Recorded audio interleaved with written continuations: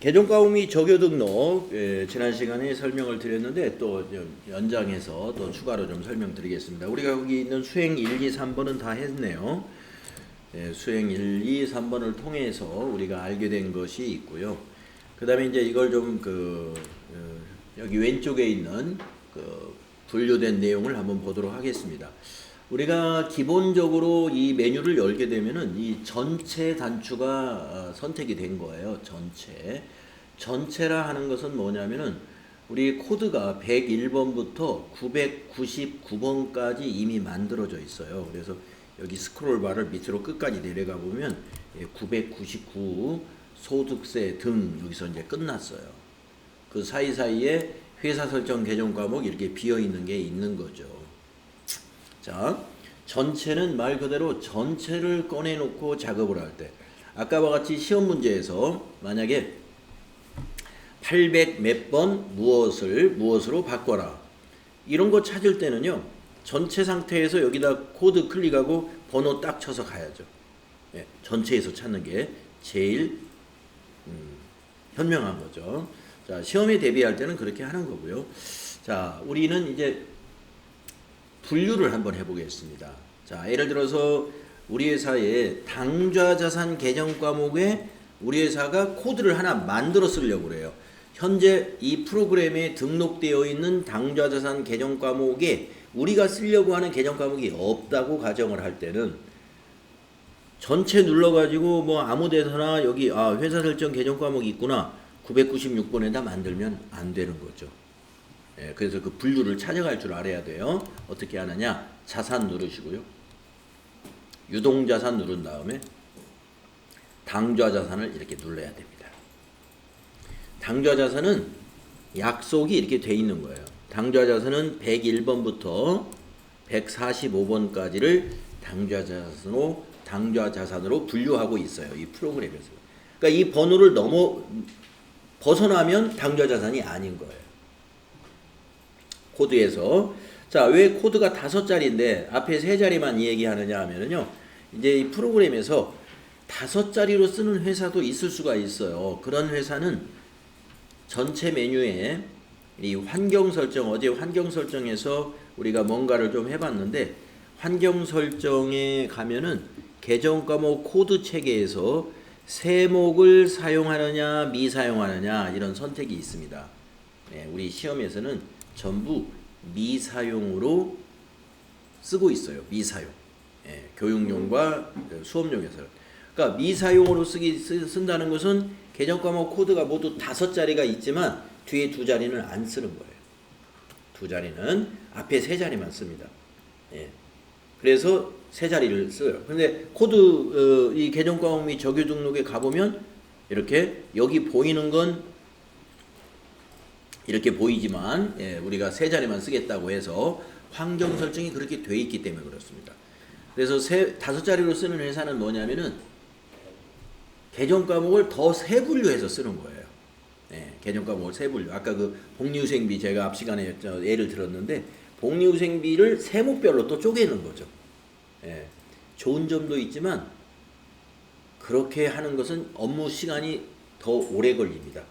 자, 회계 담당자가 회계 처리를 하는데 복리후생비를 하나로 통합해서 딱 입력하는 거 하고 내용을 파악해가지고 이거는 어느 것이 해당되지 이걸 일일이 쪼개서 입력하는 거하고는요 업무 시간이 더 많이 걸리죠. 그래서 우리가 과연 세목별로 회계 처리를 할 필요가 있느냐 하는 것은 회계 정책적으로 회사에서 잘 판단을 해야 되죠. 그게 꼭 필요한 것이다 했을 때 그렇게 하는 거고요. 그렇지 않으면 보통 이렇게 3자리로 분류합니다. 자, 그래서 101번부터 145번 사이만 지금 우리가 보고 있는 거예요. 당좌자산을 클릭했기 때문에. 밑으로 스크롤을 해보면 145번 이상은 보이지 않습니다. 그래서 당좌자산에 내가 추가해야 되겠다? 그러면 당좌자산을 꼭 클릭한 다음에 이 범위 내에다 입력을 해라. 이런 말씀이에요. 재고자산을 클릭한다면 여기를, 재고자산에서 추가하려면 여기를 클릭해야죠.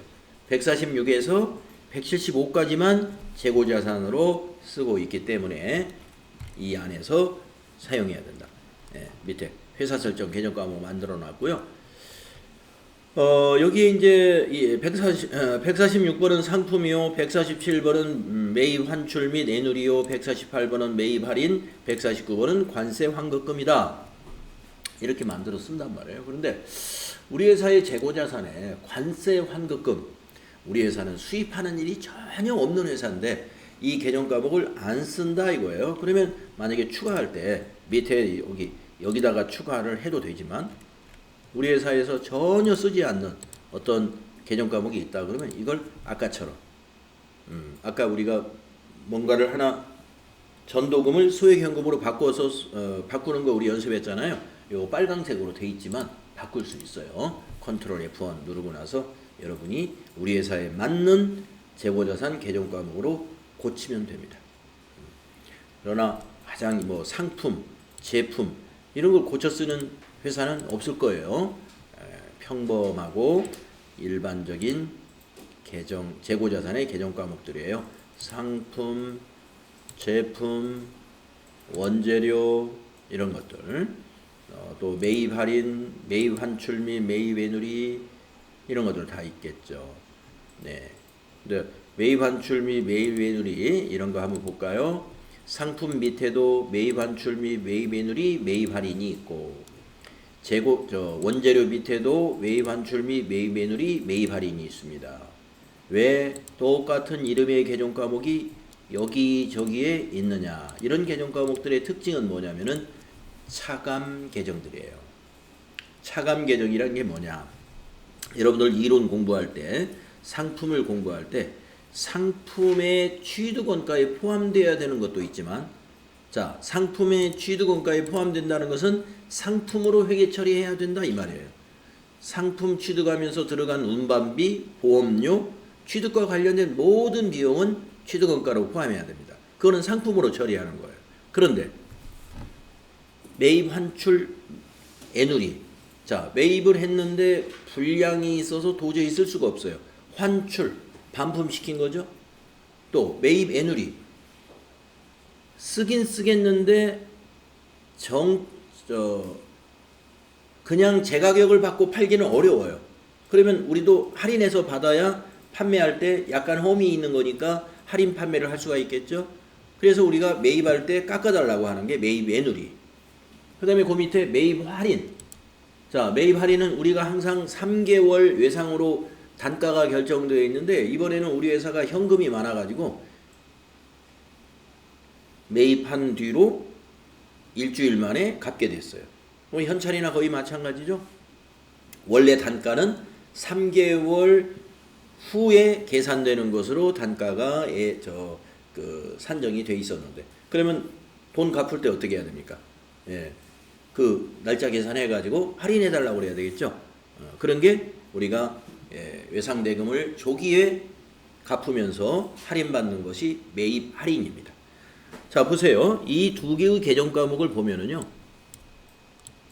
여기 구분에다가 차감이라고 했죠. 환출이니까 차감이다, 할인이니까 차감이다. 이게 차감 성격이다 이거예요. 그런데 관계 코드에 보면은 146이라고 들어가 있죠. 146이 뭐냐면 상품이죠. 이 두 개의 계정 과목은 상품 차감 계정 역할을 한다. 상품에서 빼준다 이거예요.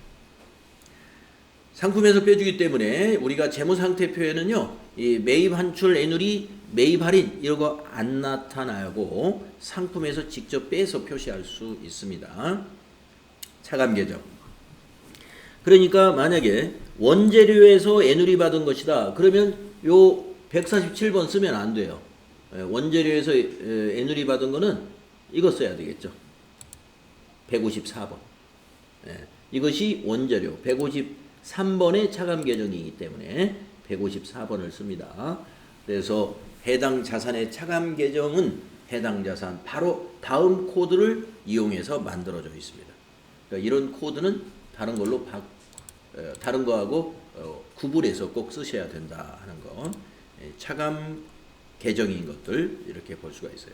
자, 여기 비유동자산의 유형자산에서도 차감 계정 한번 확인해 보겠습니다. 자, 비유동자산 클릭하시고 유형자산을 클릭하면요, 우리가 유형자산의 감가상각 공부하면서 건물의 차감계정, 건물 감가상각 누계, 기계장치의 차감계정, 감가상각 누계, 차량 운반구의 차감계정, 감가상각 누계액을 볼 수가 있어요. 네, 해당 자산 밑에 감가상각 누계액이 하나씩 만들어져 있어요. 이렇게. 토지는 안 만들어져 있습니다. 왜냐하면 토지는 감가상각 자산이 아니기 때문에 없는 거죠. 그렇기 때문에 여기 만약에 기계장치 밑에 있는 감가상각 누계액을 보면은요, 예, 차감이다. 예, 차감인데 관계 206번. 206번이 바로 위에 있는 기계장치죠. 기계장치에서 차감한다.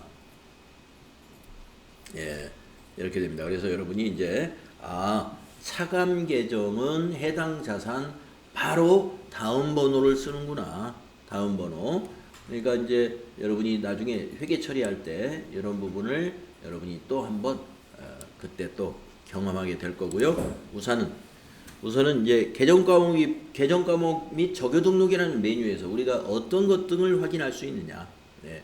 그리고 계정 과목을 추가할 때는 이렇게 분류에 들어가서 유형자산에다 추가하려면 유형자산을 클릭해서 여기에 비어있는 뭔가를 회사 설정 계정 과목을 찾아서 하거나 아니면 기존에 안 쓰는 유형자산이 있으면 그것을 바꿔서 쓰거나 이렇게 할 수가 있다. 이런 걸 알고 계시면 되겠습니다. 부채도 방법 똑같아요. 부채에 가면 유동부채, 비유동부채 딱 분류가 되어 있습니다. 네. 자본도 가보시면 우리 5가지 분류되어 있죠. 자본금, 자본잉여금, 이익잉여금, 자본조정, 기타 포괄 손익 누계. 네. 우리가 이론에서 공부한 그 분류 그대로 구분이 되어 있습니다. 판관비에 가보면 여기 판관비가 전부 800번대 비용이죠. 800번대 비용입니다. 네. 근데 판관비에 있는 금료, 뭐 상여금, 이런 그 복리후생비 이런 계정 과목과 똑같은 이름을 가진 게 제조에 한번 가볼까요? 제조회 제조원가에도 있어요. 제조회 제조원가에 가면은 급여, 네. 여기 복리후생비, 여비교통비, 통신비, 전력비, 세금과 공과금이 제조원가에도 있다 이겁니다. 근데 제조원가에 세금과 공과금이나 통신비는 코드가 보면 전부 500번대죠. 500번대로 만약에 통신비로 처리한다 그러면 그것이 손익계산서의 판매관리비로 가지 않고 제조원가 명세서로 넘어가게 돼요. 그러니까 회계 처리를 잘못하는 거죠. 그래서 이제 우리가 이 앞에 있는 그 비용 계정 과목에서 500번대냐 800번대냐 이 의미가 굉장히 중요한 의미가 있다. 그 다음에 도급이라는 거 한번 눌러보세요. 도급 원가를 보면 600번대예요. 근데 판매관리비에 있는 계정 과목하고 비슷해요. 이것도 다 603 급여, 605 상여금, 611 복리후생비, 612 여비교통비. 판매관리비에서 쓰는 이름 그대로 써요. 근데 앞에 코드가 600번대. 이거는 도급업을 하는 회사에서 쓰는 계정 과목이기 때문에 도소매업에서는 600번대를 쓰면 안 됩니다. 틀려요. 600번대를 쓰면 비용으로 반영되지 않습니다. 그 다음에 분양. 분양도 눌러보시면 계정 과목 똑같아요. 판매관리비에 있는 703번 급여, 705번 상여금, 711번 복리후생비, 712 여비교통비. 이거는 분양업을 하는 업종에서 사용을 하는 것이기 때문에 도소매업에서는 사용하지 않는 거예요. 그래서 여러분들이 이제 앞으로 전표 입력하실 때 이런 600번대 코드나 700번대의 비용 코드는 절대로 선택하지 않아야 되겠습니다. 왜 그러죠? FAT 1급은 도소매업입니다. 600번대나 700번대는 사용을 하지 않습니다. 사용할 업무가 없어요. 제조도 마찬가지입니다. 500번대의 처리는 전부 제조원가 명세서로 가는 건데 제조업은 제조원가로 갈 것과 판매관리비로 갈 것 이걸 두 개가 다 공존을 하겠죠. 제조업은 제조해서 팔 거니까. 그러나 도소매업은 제조하는 작업 자체가 없어요. 그러니까 500번대로 회계 처리할 일은 없다. 다시 말해서 여러분 FAT 1급 시험에 응시하시는 분들은 500번대 코드와 600번대 코드, 700번대 코드는 사용을 안 한다. 이런 얘기가 되겠습니다. 사용을 안 한다. 네. 자, 그래서 여러분이 이제 어디까지 했냐면은 137편 7쪽까지 했고요. 이번에 이제 138쪽으로 넘어가겠습니다.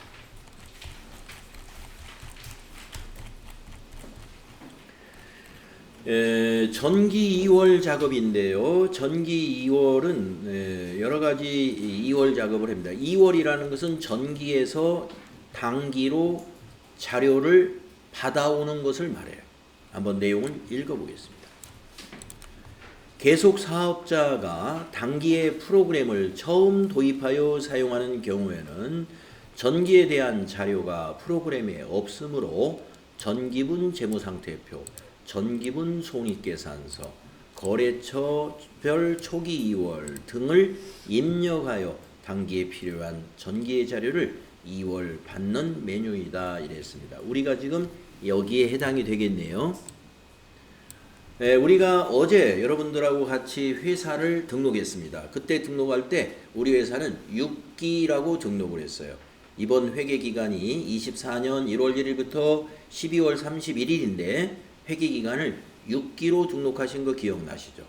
6기라는 것은 우리 회사는 설립한 지 24년도가 6년째 영업을 하는 회사다 이런 얘기죠. 그러면은 계속 사업자죠. 그런 사업자를 계속 사업자라 그래요. 그런데 우리가 지난 23년도까지 이 더존 프로그램을 사용을 안 했습니다. 24년도부터 이 더존 프로그램을 사용해요. 그러니까 이 더존 프로그램에 전기 자료가 하나도 없습니다. 전기에 결산이 됐는데 재무상태표도 없고 손익계산서도 없고 그리고 거래처별로 외상매출금이 얼마고 외상매입금이 얼마고 국민은행 보통예금 통장 어느 은행 통장이 얼마인지 이런 거래처별 자료가 하나도 없어요. 그렇기 때문에 이것을 어떻게 해야 돼요? 2월 받아야 되는데 받을 자료는 없죠. 우리가 그냥 입력해야 된다 이런 얘기입니다. 본 작업을 통하여 계정별로 전기 잔액을 2월 받을 수 있으며 여기서 2월 받는다는 의미는 우리가 새로 입력해야 된다. 비교식 재무제표를 작성할 수 있다. 입력해야 작성할 수 있습니다.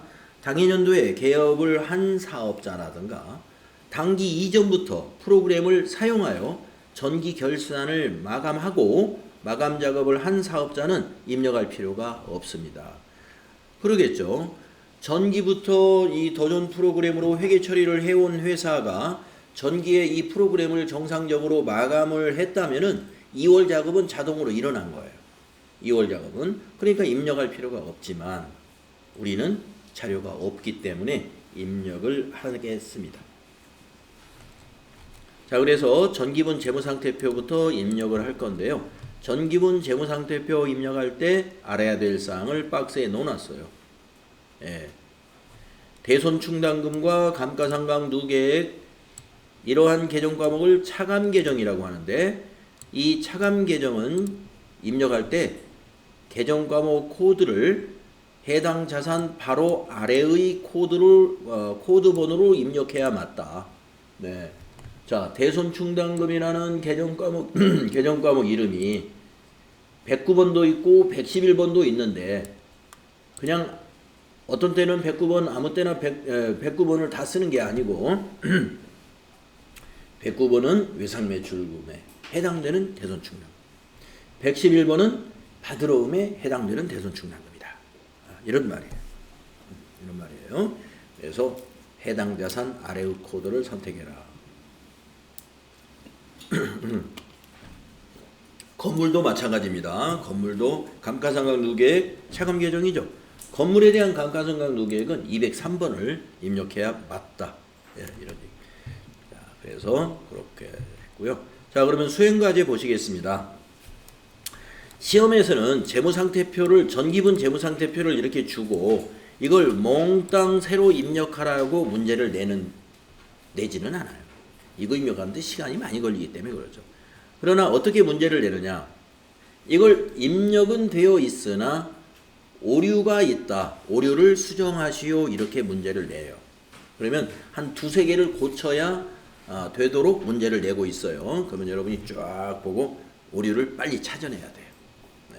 그러니까 우리는 오늘 처음부터 끝까지 새로 입력을 하지만 이제 시험에서는 이제 여러분이 뒤에서 나중에 그 문제 푸는 연습도 하겠어요. 그때는 다 입력하지 않고 틀린 부분만 고치면 된다. 이거예요.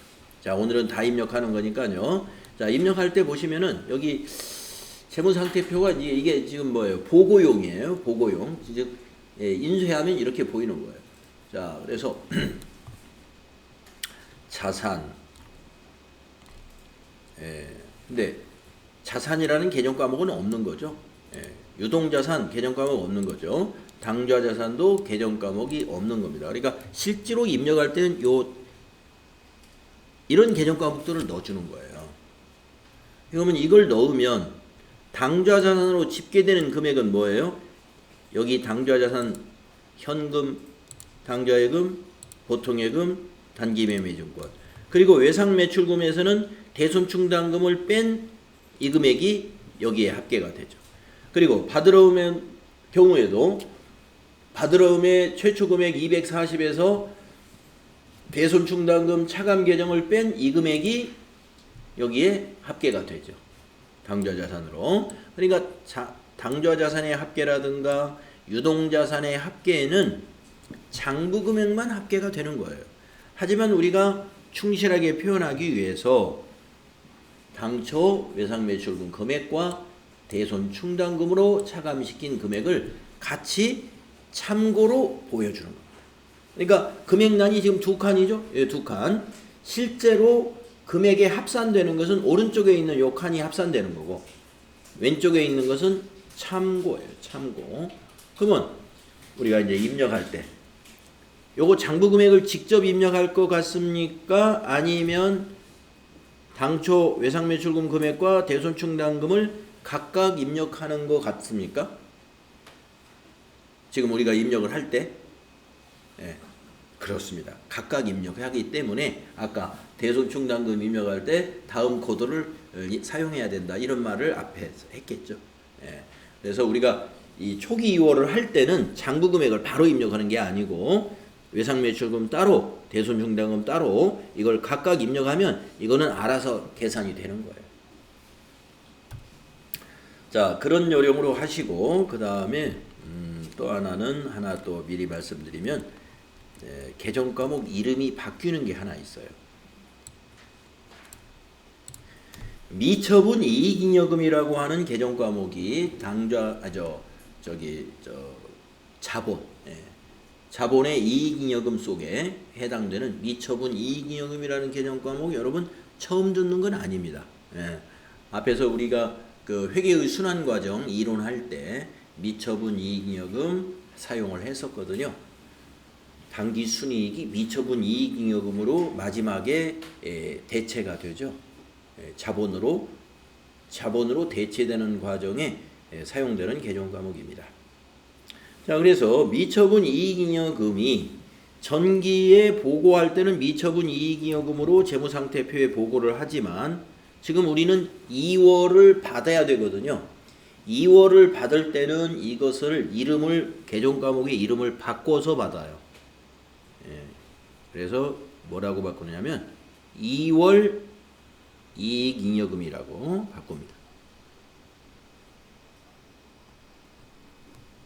미처분 대신에 2월로 바꿔주는 2월로 이거 개정 과목 이름을 바꿔주는 겁니다. 미처분 아니고 2월 받았다. 그래서 미처분 이익잉여금과 2월 이익이 두 번 들어갔는데 미안합니다. 이거 이익 두 번 들어간 게 아니라 2월 이익잉여금, 미처분 이익잉여금과 2월 이익잉여금은 전기말에는 미처분 이익잉여금이고 단기로 기초로 넘어올 때 지금처럼 2월 시킬 때는 개정 과목을 2월 이익잉여금으로 바꿔서 입력해야 된다. 이거 기억하셔야 됩니다. 자, 그 두 가지 챙겨 놓으시고 입력하시면 되는데, 자, 입력하는 방법은 이렇습니다. 자, 여기 클릭하셔가지고 전체 메뉴에 가셔서 여기 이제 전기분 재무상태표 메뉴 있죠? 여기를 클릭을 해요. 그러면 이제 여기다 우리가 입력할 거예요. 여기다가 입력을 할 거고요. 여기다 입력하면 이쪽에 이제 정리가 될 거예요. 이쪽에서 이제 정리가 된다는 말은 뭐냐면 여기에 입력을 순서를 유동자산부터 또 당좌자산부터 이렇게 순서대로 입력 안 해도 상관없어요. 이거 입력했다 저거 입력했다 해도 되는데 굳이 그럴 필요 없겠죠. 이거 보고 이제 순서대로 우리가 입력할 텐데 순서는 안 지켜도 상관은 없습니다. 아무튼 여기다 입력을 하면은 그것이 이쪽에 정리가 돼요. 당좌자산이면 당좌자산에, 재고자산이면 재고자산에, 유동부채면 유동부채, 비유동부채면 비유동부채에 정리가 된다는 거죠. 그러니까 여기다 한번 입력을 해보겠습니다. 자, 코드를 우리가 외운 사람이 아무도 없죠. 그냥 코드에다가 개정 과목을 바로 입력하는 거예요. 그러니까 현금을 한번 코드란에다 입력해 볼까요? 한글로 현금하고 엔터 쳐보세요. 그러면 도움말이 나오는데 현금이라는 단어가 들어간 개정 과목 4개가 있다는 거예요. 그러면 맨 위에 거죠? 그러면 엔터. 그러면 현금 들어간 거예요. 아, 현금이 101번이구나. 그리고 엔터 치면 이제 어디로 가요? 입력할 셀로 넘어갑니다. 차변에다 넣으라는 거예요. 현금. 그래서 거기다가 12800은 한자씩 넣어요. 12800까지는 한 글자씩. 그 다음에 뒤에 000은 알려드린 거 있죠? 플러스 키. 여러분 플러스 키에 한 번만 누르고 엔터 바로 치면 돼요. 자, 당좌예금 코드 몰라요? 그러면 코드에다 당좌 치고 엔터 쳐요. 102번 당좌예금이죠? 엔터 치면 돼요. 또 한 번 엔터 치고 차변에다 넣어라 이 뜻이에요. 그러면 38950은 한 글자씩 넣고 38950은 한자씩 넣고 000은 플러스 이런 방식입니다. 자, 그런 요령으로 입력을 합니다.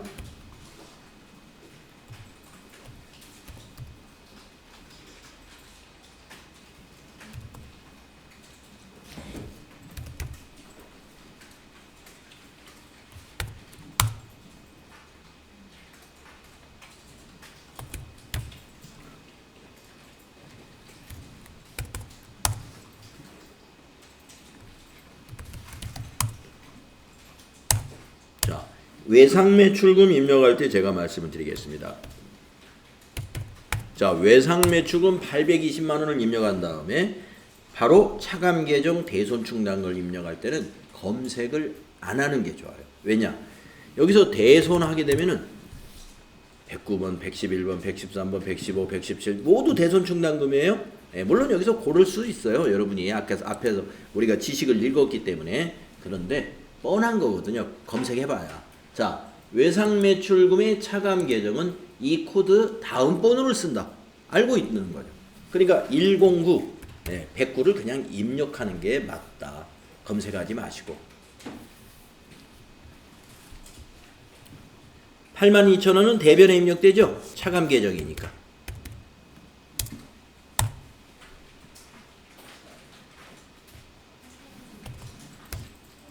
네. 그 숫자 클릭하고 새로 입력하면 수정돼요. 그냥 입력하면 고쳐지는 거예요.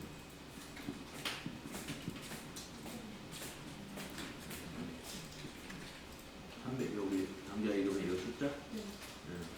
얼마로 입력해야지? 3895 388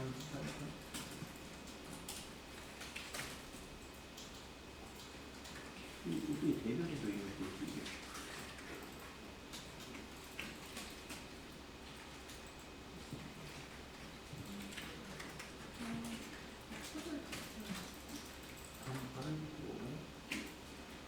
이거는 어떻게 입력돼?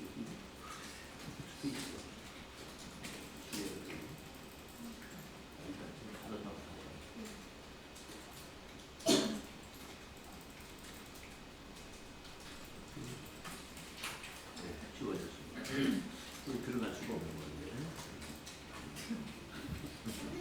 네. 예상 매출은 차변에 오는 거예요. 네. 대손 충당금이 대변에 가는 거예요. 네. 예상 매출금은 차변에 들어가는 게 맞죠. 네. 109번. 거기 검색하지 말고 109. 그렇죠. 그게 대변에 가는 거예요. 예. 그렇습니다. 차감 계정은 코드를 직접 입력하는 방식으로. 검색을 하면 더 헷갈리니까 차감 계정은 해당 자산의 다음 코드를 바로 넣는 거예요. 네, 또 궁금한 건 무조건 물어보세요.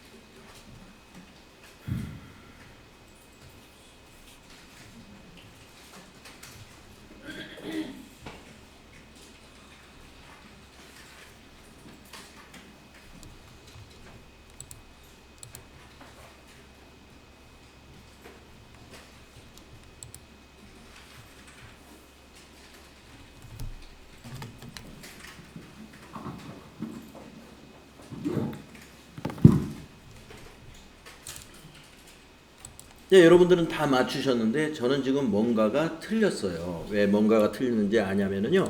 우리가 전기분 재무상태표를 온전하게 제대로 입력하면은 차액이 0이 나와야 됩니다. 그래서 실제 시험에서는 차액이 0이 나오지 않은 상태를 만들어 놓고 전기분 재무상태표의 잘못된 부분을 찾아 수정하시오. 이렇게 문제를 내는 거예요. 그럼 우리는 어떻게 고치느냐? 이거 보시고 시험지에 이제 전기분 재무상태표를 이렇게 준단 말이에요. 이거 보고서 이 화면을 꺼내가지고 고치는 거예요. 야, 그러면 위에서부터 그냥 무조건 다 맞춰갈 것이냐? 그것도 하나의 방법이에요. 위에서부터 현금 맞춰보고 당좌예금 맞춰보고 그렇게 하는 방법보다는 저는 이렇게 하고 있습니다. 저는 이제 여기서 우선 자산 전체를 봐요. 199,952,000. 그래서 여기 오른쪽에 집계된 자산 총계가 나오거든요. 시험지에 있는 자산 총계하고 다르네요. 그러면 자산에서 일단 틀렸다는 거예요. 이 입력은 순서가 없는 거지만 우리가 나중에 입력을 마치고 난 상태에서는요. 이 조회를 눌러놓은 상태에서는 코드 순으로 정리가 돼요. 자동으로. 예, 그렇기 때문에 자산은 뭐예요? 위에 있는 것들이에요. 그래서 자산이 틀렸어? 그러면 또 한번 유동자산인가 비유동자산인가 이걸 확인해 보는 거예요. 그래서 시험지에서 유동자산이 121370 예, 내가 입력된 거 121370 유동자산은 다 맞네. 그럼 비유동자산에서 지금 900만 원이 틀린다는 걸 우리가 알 수 있습니다. 그러면 이제 비유동자산이 어디서부터예요? 건물부터잖아요. 그러면 이제 건물부터 시작하는 거예요. 예. 그러니까 위에서부터 다 맞춰오는 거하고 탁탁탁탁 몇 군데 보고 나서 건물부터 맞춰오면 되겠구나. 이 판단이 더 빠르지 않을까요? 예. 이렇게 여러분이 수정하시오 문제에서 자산이 맞았나? 부채 총계가 맞았나? 자본 총계 맞았나? 이렇게 큰 덩어리를 한 덩어리씩 확인해서 그걸 빨리 찾아서 맞추면 하나의 방법이에요. 나는 그게 연습해 보니까 그게 더 힘들던데 그렇다면은 그냥 위에서부터 쭉 내려오면서 그냥 맞추세요. 그러니까 여러분이 나중에 한번 혼자 한번 맞춰보는 연습을 한번 해보시면 돼요. 자, 그러면서 저는 이제 비유동 자산이 틀렸어요. 그러면 건물부터 이제 보는 거예요. 건물을 제대로 들어갔구나. 감루도 제대로 들어갔네. 비품 들어갔구나. 감가상 근데 건물하고 비품 사이에 차량 운반구가 누락됐네요. 누락된 거를 이 사이에 넣는 게 아니라 밑에 밑에다 넣어주는 거예요. 차량 운반구 누락된 걸 발견했어요. 그리고 엔터 치고 여기다가 9 플러스 엔터. 자, 입력했더니 0 나왔죠? 그러면 수정 끝난 거예요. 시험에서는 하나 고쳐가지고 0이 나오도록은 문제를 내지는 않을 거예요. 2개나 많으면 3개, 적으면 2개 정도를 고치든지 추가하든지 해서 이걸 맞출 수 있도록 문제를 냅니다. 그래서 전기분 재무상태표는 차액이 몇이 나와야 된다? 0이 나와야 된다. 이것을 아시면 되겠습니다. 그리고 입력하는 데는 순서는 없다. 입력하는 데는 순서는 없어요. 그리고 이제 이걸 다른 메뉴로 갔다가 다시 여기로 돌아오게 되면은요, 여기서 이제 조회를 눌러야 되겠군요. 조회를 누르면 차량 운반구 제자리에 찾아 들어가요. 아까 제가 밑에다 넣었던 거. 근데 내가 자본금이 빠진 줄 알고 밑에서 자본금을 또 넣었어요. 만약에 여기에 자본금이 있는데, 그러면 자본금에서 엔터 쳐볼까요? 그럼 자기 자리 찾아가요. 내가 입력한 계정 과목을 밑에 또 한 번 입력할까봐 걱정할 필요가 없다. 외상매출금이 빠진 줄 알고 밑에 외상매출금을 입력했는데 외상매출금으로 커서가 올라갔다는 것은 있다는 거예요. 그건 있어요. 있으니까 그 자리를 찾아간 거예요. 그 자리에 있는 숫자를 고치든지 있는 거니까 잘못 판단한 거니까 다른 걸 찾아야 되겠죠. 네. 자, 전기분 재무상태표 수행 과제 풀이 부분을 한번 보시면은 제가 조금 전에 말씀드린 내용들 거기 나와 있습니다. 요거 하나 말씀을 못 드렸네. 자, 140페이지 동그라미 밑에 1번에 있는 요거, 제가 손익계산서 할 때 말씀을 드리려고 했는데, 지금 여기에 설명이 있으니까 미리 말씀을 드리겠습니다. 자, 우리가 전기분 재무상태표 입력할 때 상품 입력했어요. 1,050만원. 이 상품은 이제 잠시 후에 우리가 쉬는 시간 갖고 해볼 전기분 손익계산서를 또 입력할 텐데, 이곳에 자동으로 넘어가요. 상품은. 우리가 재무상태표의 상품이라는 것은 그 시점에 잔액이기 때문에 전기분 손익계산서에 가면은요, 기말상품 재고액이라는 항목이 있어요. 기말상품 재고액이 왜 손익계산서에 있을까? 상품이 자산인데 우리가 손익계산서는 수익과 비용만을 표시하지 않습니까? 그런데 우리가 비용 중에 매출 원가라는 비용이 있잖아요. 이 매출 원가가 거래가 있을 때마다 매출 원가를 계산하는 방식이 아니라 결산 때 한 번에 계산을 해요. 한 번에. 그렇기 때문에 결산에 반영한 매출 원가의 산출 근거가 손익계산서 매출 원가 밑에 기초상품 재고액, 당기상품 매입액, 기말상품 재고액 이렇게 세 항목이 표시가 됩니다. 표시가 돼요. 그래서 매출 원가 밑에 기말상품 재고액 거기 이제 기초상품 재고액도 나오고 당기상품 매입액도 나오고 기말상품 재고액도 나와요. 그 기말상품 재고액란에 자동으로 연결되는 거예요. 그러니까 이제 우리가 이것을 이렇게 잘 설명드리는 이유는 만약에 고치는 문제에서 전기분 손익계산서에 갔더니 기말상품 재고액이 숫자가 틀려 있더라. 그러면 고치는 걸 손익계산서에서는 못 고치고 재무상태표에 와서 고쳐야 된다. 예, 왜 그러냐면 전기분 손익계산서에 있는 기말상품 재고액은 전기분 재무상태표에 입력한 상품이 연동된 거예요. 예, 그러니까 기초 데이터가 전기분 재무상태표예요. 그러니까 여기서 고쳐야 된다. 그것을 알고 계셔야 되겠고, 그 다음에 2번에 있는 것은 조금 전에 제가 말씀드린 겁니다. 예, 미처분 이익잉여금은 우리가 2월 받을 때는 2월 이익잉여금으로 받아야 되기 때문에 개정과목을 2월 이익잉여금으로 고쳐서 입력을 했던 것이죠.